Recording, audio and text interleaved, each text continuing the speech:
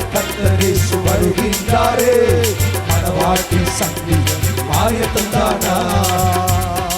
இன்றைக்கும் கர்த்தரை நம்பி வந்திருக்கிற கர்த்தருடைய பிள்ளையே, உன்னுடைய வாழ்க்கையிலே இருதயத்தின் அடி அந்தரங்கத்தில் ஒரு பயம் இருந்து கொண்டே இருக்கிறது.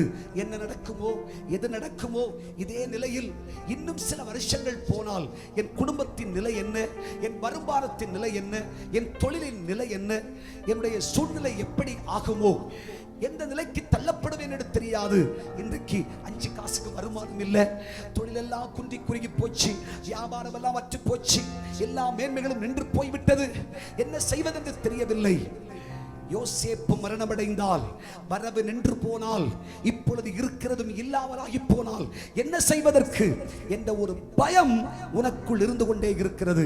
வெளியே கேட்டா விசுவாசத்தை பேசிக்கிற, வெளியே கேட்டா வாக்குத்தத்தத்தை பேசிக்கிற, ஆனால் உன் இருதயத்தின் அந்தரங்கத்திலே ஒரு அச்சம். வாழ்க்கை தொலைஞ்சிருமா, படிப்பு போயிடுமா, இப்படியே இருந்தனா செத்துருவனா, எல்லாம் முடிஞ்சு போயிருமான்ற ஒரு கேள்வி உனக்கு கர்த்தர் உன்னை பார்த்து சொல்கிறார். பயப்படாதே சிறுமந்தையே, நான் உன்னோடு கூடவே இருக்கிறேன். பயப்படாதே சிறுமந்தையே, நான் உன்னோடு கூடவே இருக்கிறேன். நீ ஏன் அங்கலாய்க்கிறாய்? நீ ஏன் பயப்படுகிறாய்? பயப்படும் காரியம் அவனுக்கு வந்து நேரிட்டது. துன்மார்க்கன் உன்னை எதிரிட்டு ஜெயிக்க முடியுமோ? பகையன் உன்னை ஜெயிப்பானோ? சத்துரு உன்னை ஜெயிப்பானோ? உன் வியாதி உன்னை அழிக்குமோ? இன்று இருக்கிற உன் பிரச்சனை உன்னை இல்லாமலாக்கி விடுமா? இல்லை, உன்னை அழைத்தவர் சர்வ வல்லமை உள்ளவர். அவர் உன்னோடு கூடவே இருக்கிறார். கர்த்தர் சொல்லுகிறார், தண்ணீர்களை கடக்கும் பொழுது நான் உன்னோடு கூட இருப்பேன், ஆறுகளை கடக்கும் பொழுது அவைகளின் மேல் புரளுவதில்லை, அக்கினி நடந்தாலும் வேகாதிருப்பாய், அக்கினி ஜுவாலை உன் பேரில் பற்றாது,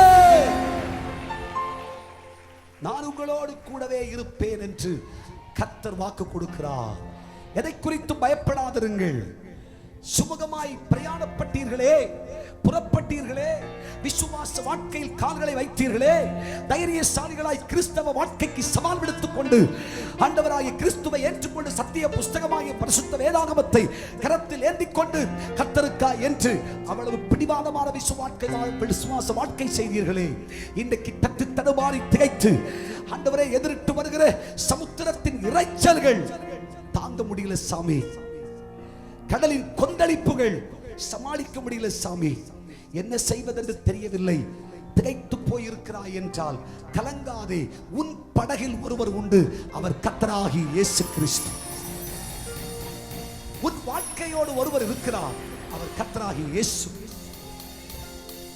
அழுகிற உன்னோடு கர்த்தர் இருக்கிறார், பயப்படுகிற உன்னோடு கர்த்தர் இருக்கிறார், சஞ்சலப்படுகிற உன்னோடு கர்த்தர் இருக்கிறார். என்ன சம்பவிக்குமோ, எது நடக்குமோ, சூழ்நிலை சாதகமற்று போகுமோ, என்னவாய் முடியுமோ, கலங்காதே, திகையாதே. கர்த்தராகிய தேவன் சொல்லுகிறார், நீங்கள் பயப்படாதிருங்கள்.